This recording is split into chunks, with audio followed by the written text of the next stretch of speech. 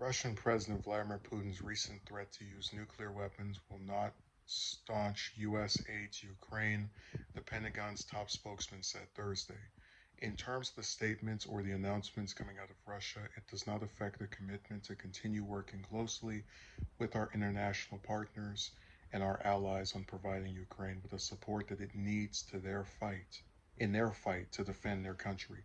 Pentagon Press Secretary Bridge General Patrick Ryder told reporters. Putin on Wednesday spoke about the possibility of using nuclear weapons during a speech in which he also announced the mobilization of hundreds of thousands of additional reservists for his war in Ukraine. The territorial integrity of our homeland, our independence and freedom will be ensured. I will empathize this again with all the means at our disposal, and those who try to blackmail us with nuclear weapons should know that the prevailing winds can turn in their direction. I want to remind you that our country also has various means of destruction, and some components are more modern than those of the NATO countries, Putin added. The U.S. has been providing advanced rocket systems, drones, vehicles, and ammunition to Ukraine, much to the Kremlin's ire. The weapons have proved crucial in Ukraine's successful push to take back large swaths of its territory since the start of the month.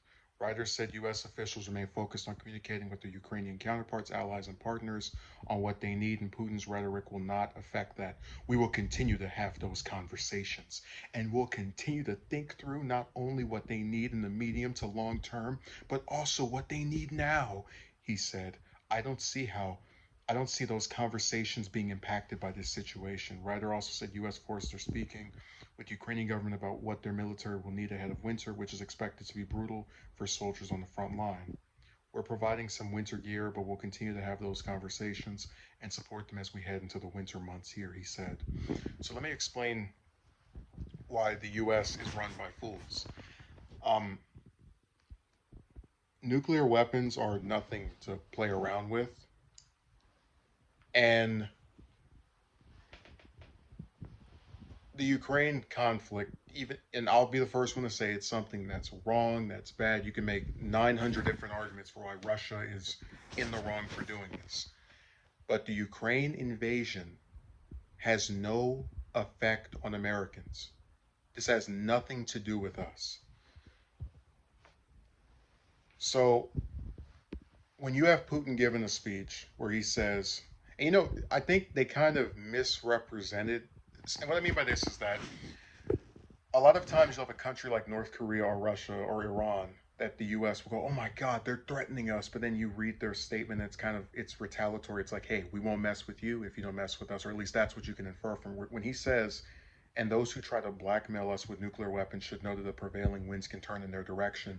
He's talking about countries that are coming to Russia with the threat of their weaponry and saying, hey, we also have our own, and they can turn back on you. So I think it's important to consider that, but also just to go back to something. Um, the U.S.'s fatal flaw with regard to its foreign policy is sticking its nose in events that have nothing to do with it, or in conflicts that have nothing to do with it, I should say. And when you do things like that, a lot of times Americans pay the price, whether it be economically or with their lives.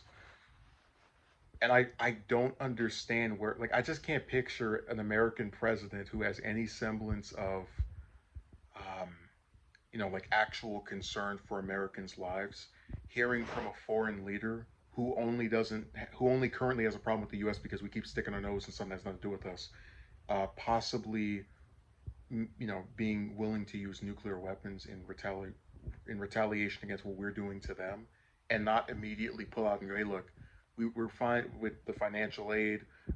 The stuff we were sending you is whatever. You can keep it, but we don't want to be involved with this anymore. We want to have peace with Russia. It's too deadly to even talk about using that type of stuff. But instead, Biden doesn't do this, and then a bunch of his goofy supporters on Twitter and on TV talk about his heroism and his courage. And he gave this speech at the UN and reaffirming the commitment to democracy. Like, listen, Putin is not messing with the United States. And in the few instances where he says something about us that sounds remotely threatening, like we had during this speech, it's because of something we're doing or trying to do to them. This conflict has gone on with our involvement for several months now, with seemingly no end in sight.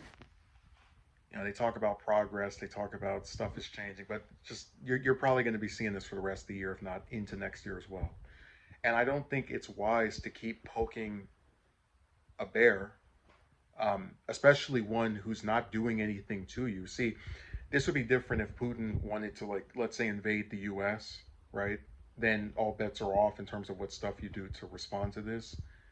But he's going after a country that is part of his region, which again we're not connected to in any capacity whatsoever.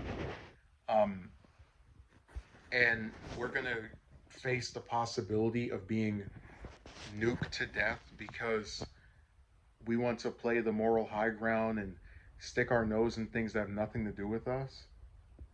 And people eat this stuff up. I'm hearing about Biden's approval rating and his courage. It's like, this is dangerous.